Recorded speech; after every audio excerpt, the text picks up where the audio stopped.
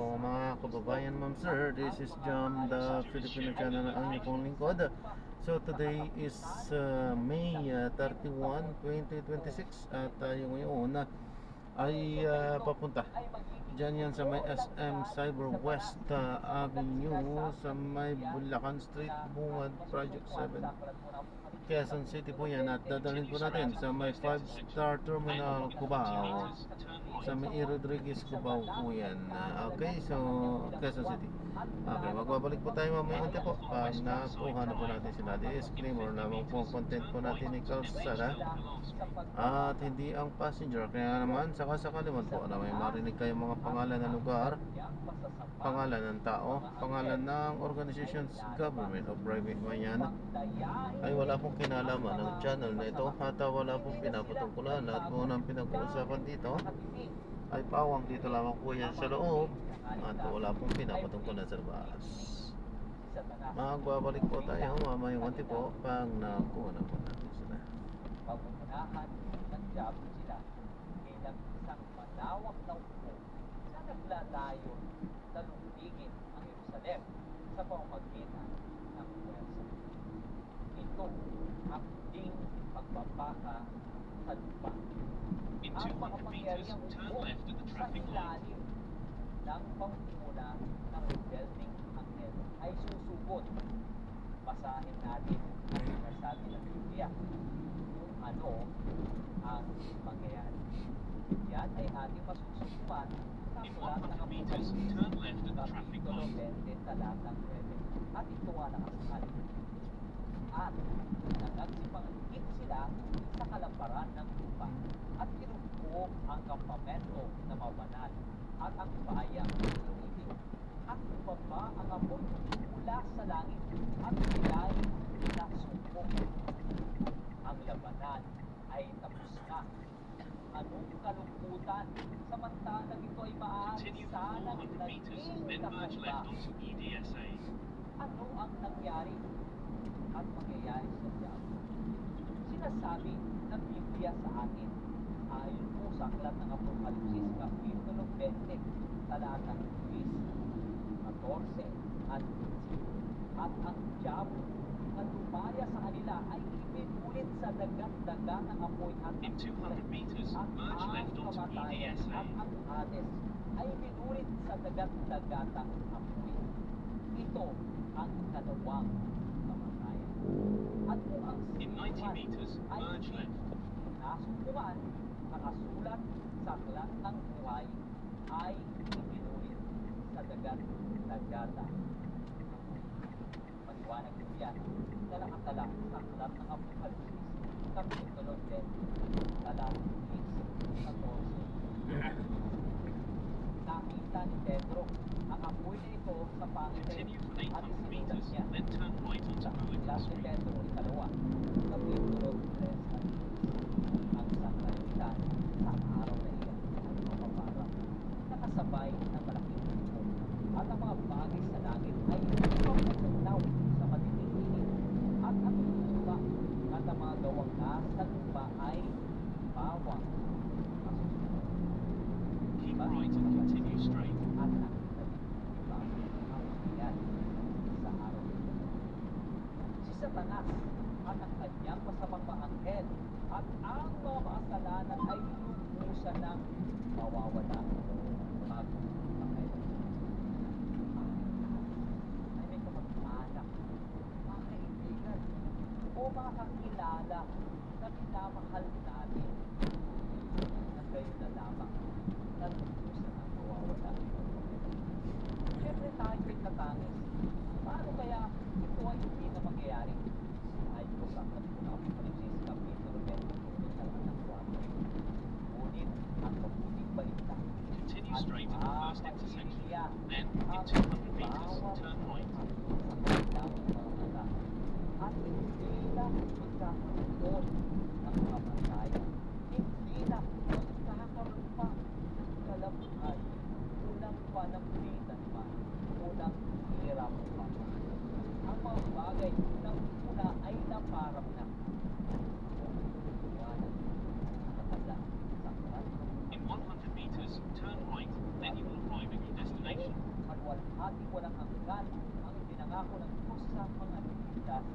Hindi patingkala ang kaisipan ng tao ang kaluwalhatian at ang kagandahan ng paraisong yakon na inihanda ng Diyos para doon sa mga umiinig at daan na sumunod sa Kanya. At para isipin ang lahat ng ito ay maaari sana You have arrived at your natamasa destination. ng mga pasalan. Ngunit ang halaga ay para sa na Good evening po. Ma'am Rica po. Aba,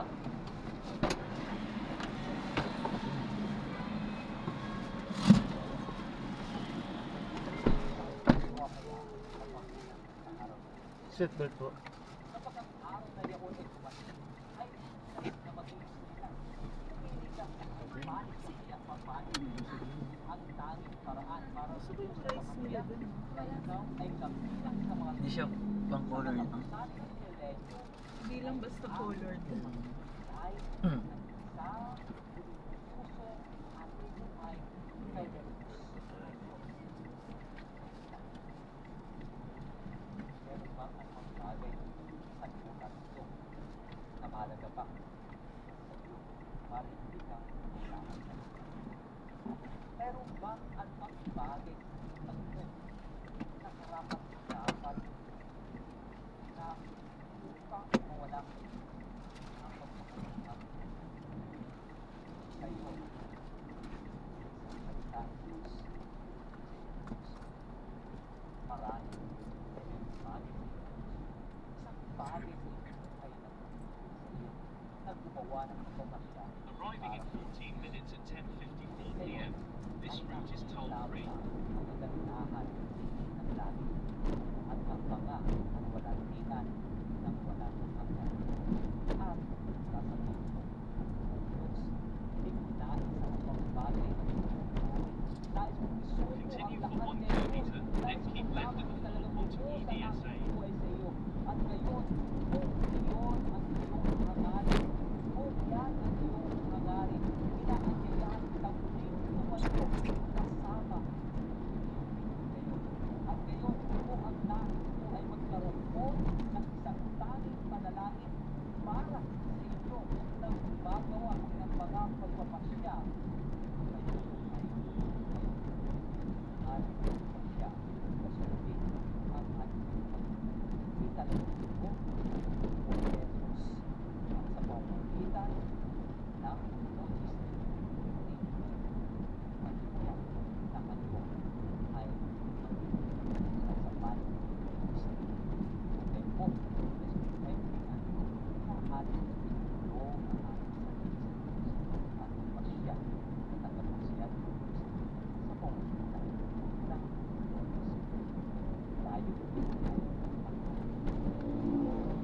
ay Diyos mo namin at pag-aralan mo namin ngayon kung saan In 300 meters, keep left at the fall onto EDSA.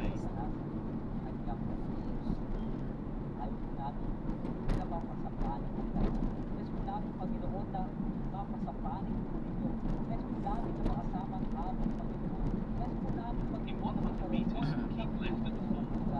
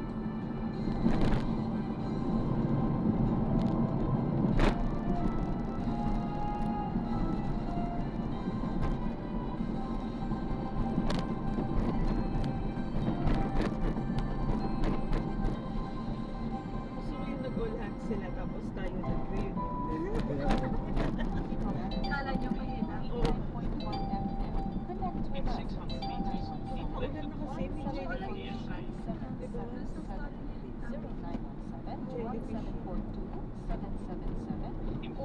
meters, keep left at 4 EDSA.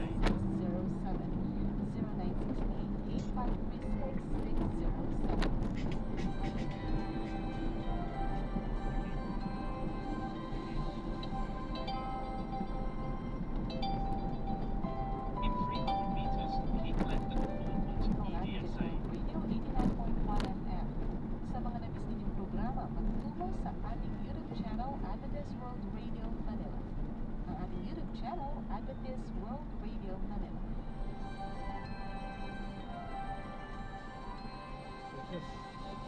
Swimming na sila. Nabandawan sa tubig ano.